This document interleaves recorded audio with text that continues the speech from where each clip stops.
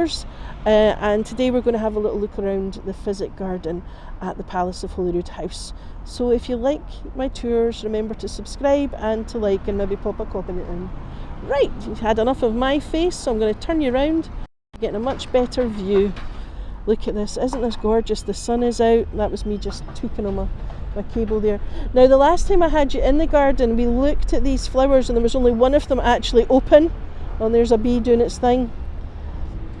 Now the Physic Garden where we are, as you can hear there's traffic. We're right at the bottom of the Royal Mile, and this originally land was owned by the Palace of Holyroodhouse.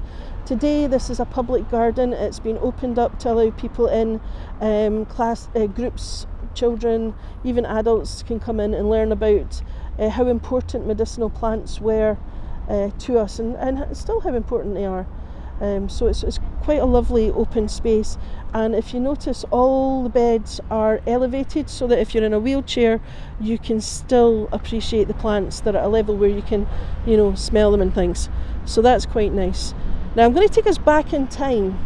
There was an abbey here first, and we might see the abbey in a little minute once we walk down a bit, and the planting here is to remind us of that as well, that the monks, the canon grew good quality, grew quality plants so that they could make herbal remedies for the people of Edinburgh and the Canongate, which was a separate town at the time. So part of this garden is laid out as a 15th century sort of meadow type area where they would grow plants in that. It's not fully up yet, it's a wee bit early in the season, but I'll let you have a little look at it. Hi Anna. So it's what we've got here is medicinal plants. We have got most of it's medicinal, but there's certain things you can use for cooking and dyeing and things as well. But yeah, so if we fast forward to the 1670s, there was two doctors, a Dr. Sibbald and a Dr. Balfour, and they were cousins I think actually, they wanted to grow good quality medicinal herbs for their medicine. So they actually rented a little parcel of land at the palace, so a tiny wee piece of land like this, and they employed a gardener to maintain the garden and grow plants for them. Now a lot of the doctors in Edinburgh ended up subscribing to and paying money for the maintenance of the garden as well, so that they could also benefit from the plants. And so yeah, it kind of grew to the point where they had to move the garden to a larger space, which was today platform 11 of the Waverley train station in Edinburgh. They are absolutely gorgeous. I'm just going slowly, and I'm hoping if the image gets blurry or anything, let me know, but I'm really hoping I've got it sorted now that it should be okay. So yeah, so once it moved from Waverley train station, because it outgrew the space there, it moved to the top of Leith Walk, and then its final move was to a place called Inverleith. And when it moved to Inverleith, where it still is today, it became the Royal Botanic Garden of Edinburgh.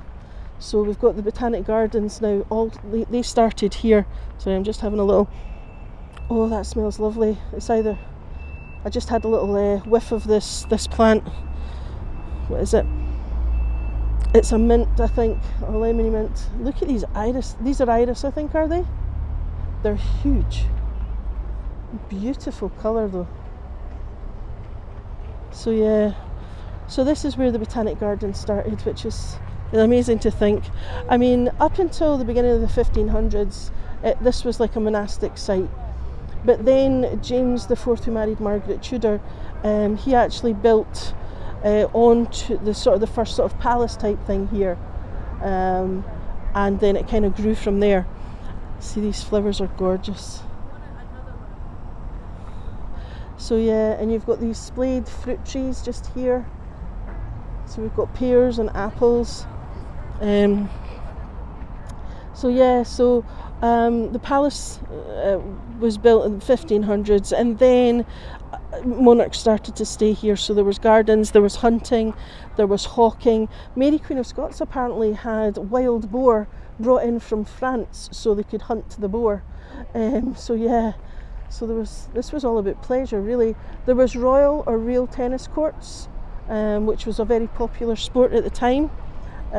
So Falkland Palace, I'm going to take you there and do the garden at some point. Falkland Palace still has a a real tennis court, which I think is the oldest one in the UK. But yeah, so look at the size of these poppies. And then we've got Ladies' Mantle just underneath it. You've got these massive poppies. They're huge. So yeah, so we're quite lucky that this has been reintroduced. This opened in 2020, but you know, we had COVID and everything going on, so it was all a bit of a it wasn't really well known at the point. But now we've got all these lovely bees doing all their business.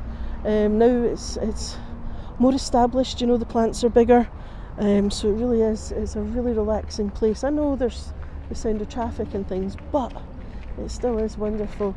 And here we've got like a globe artichoke. I think this is a globe artichoke just here. You know, it's a massive plant for a tiny little yield. Yeah, the poppies are great. They are really, really pretty. It's just, they look so delicate when they're blowing in the wind like that, you know. But yeah, so we've got globe artichokes, we've got, I think that's fennel there, let me see. Yeah, I think this is this fennel?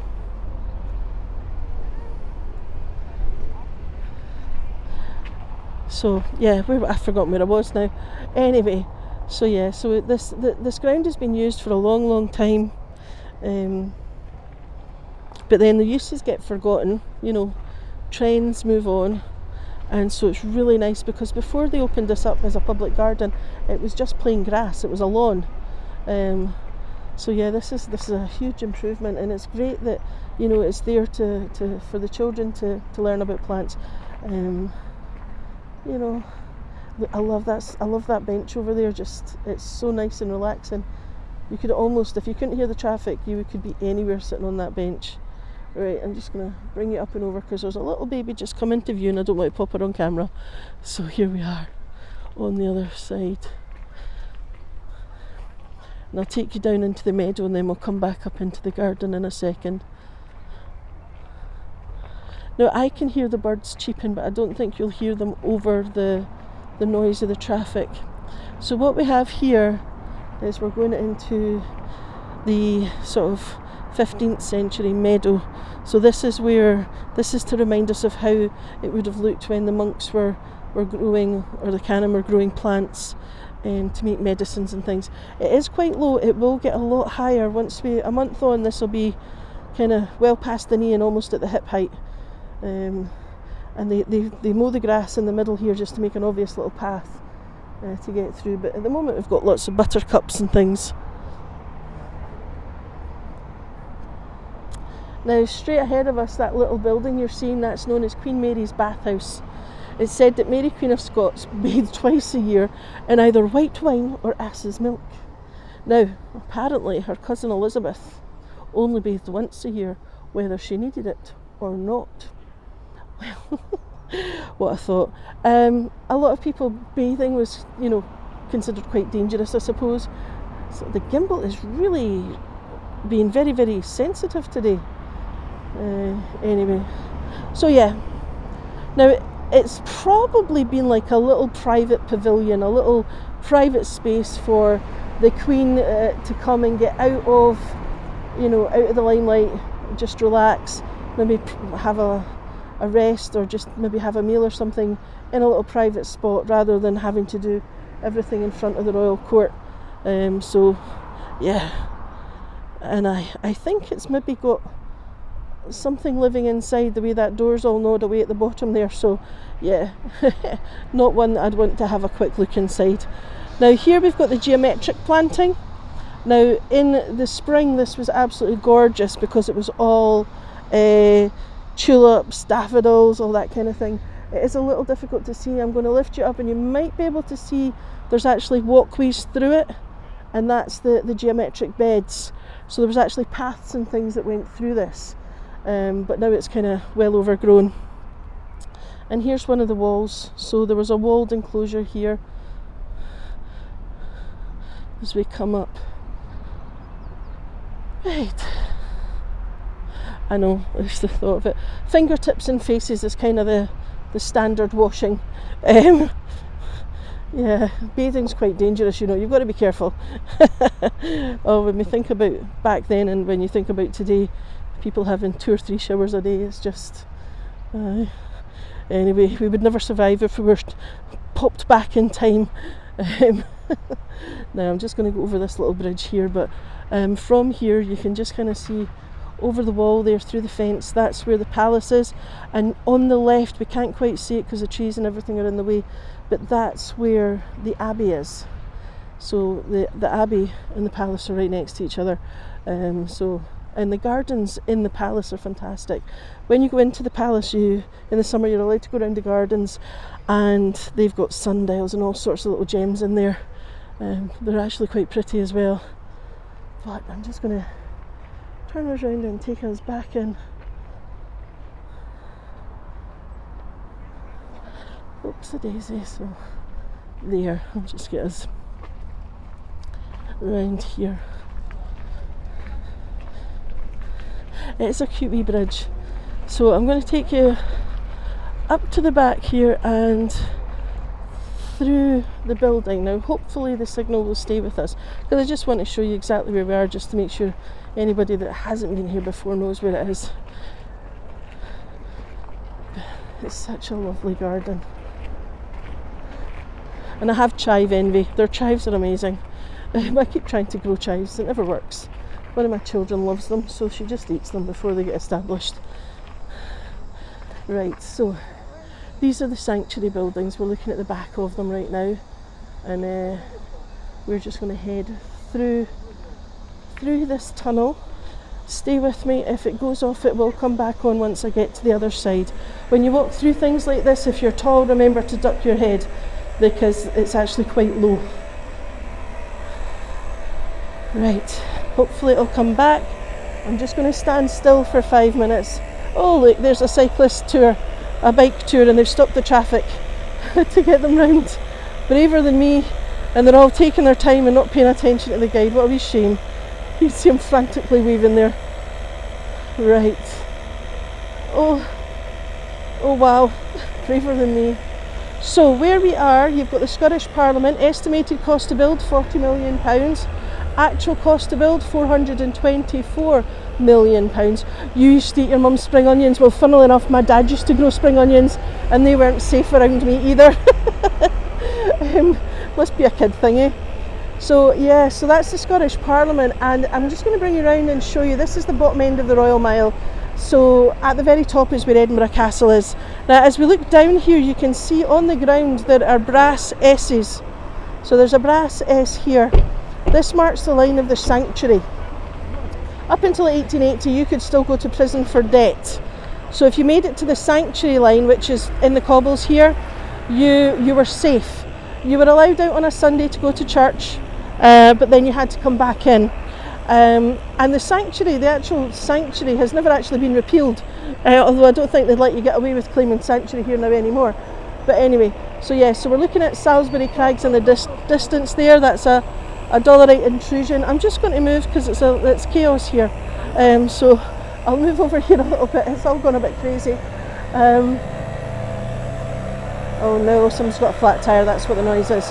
Right, I'm just going to take us down. We'll have a look at the front of the palace so you can kind of get the idea of where we are. So yeah, very, very busy. I do love a spring onion, I've got to admit. Yeah.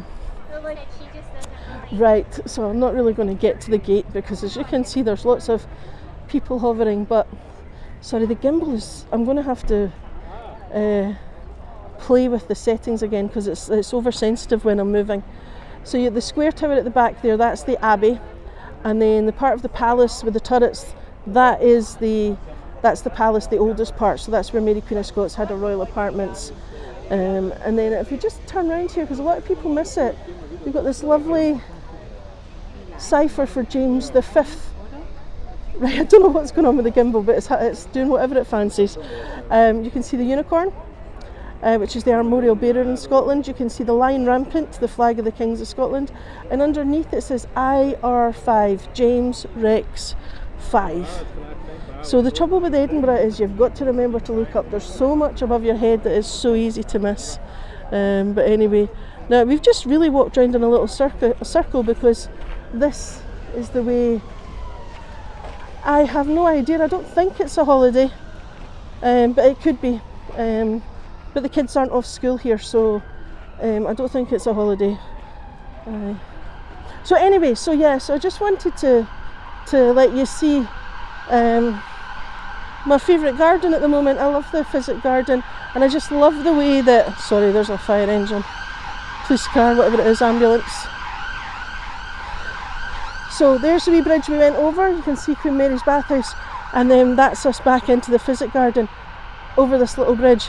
So absolutely, it's a tiny space really, but it's got an awful lot of history to it. I know the gimbal has been very, very naughty. So anyway, it wasn't a long tour. I just wanted to let you have a little look at the garden and enjoy it with me. It's amazing to think that this is where the Botanic Garden started. It just blows my mind. Right, I suppose I'd better let you go. Yeah, let's have a quick look at these just before we go. Nature's amazing, isn't it? Just the way you can see right inside that flower. That just, and it's not, the thing is, because it's not windy, we're actually getting really good views of the flowers, because normally they're moving and it can sometimes cause a bit of an issue. Look at the size. This is what I mean. I've got chive envy. Look at the size of them. They're huge. Yeah. And what did you find out about Sam today? She has chive envy. Anyway, right, I'm going to turn you around just so I can say goodbye. Right, I will check this when I get home and see what the signal and everything was like. I think I've worked it out now, so hopefully we'll be good to go with all the tours I've got set up, and I will be putting more on. If there's anything you fancy seeing, pop it in the comments or let me know somehow, and if I can do it, I will. It might be a live stream or it might be a pre-recorded. I am going to try and do as live tours again, because we used to really enjoy them. You're back to painting the skirting boards, I know, awful. So I will, if I can get that up and running again, I'll be putting them on a Monday night at 10 o'clock my time in the evening, so that should be manageable for not most of you, but quite a few of you should be able to catch it. And then that way I can take you to places that don't actually have a signal. And that's what I loved about the As Lives. I could go strange places that we couldn't normally go. So yeah, right, thank you everyone. I hope you enjoyed it, and I will hopefully see you. It's a bit out of sync. That's because it's on Streamlabs. That's the one thing people talk about, is the fact that the lip sync isn't there. So that yeah, that's why I should just turn it round the other way, so you don't have to, because that drives me insane. See, when you watch a movie and the sync is out, it just, oh. So yeah, I'll stop talking, that way you can't see my mouth move. Bye everyone. Mermaid of the North, that would be an interesting one, Anna. I'll have a look. If I ever get near it, I'll definitely do it.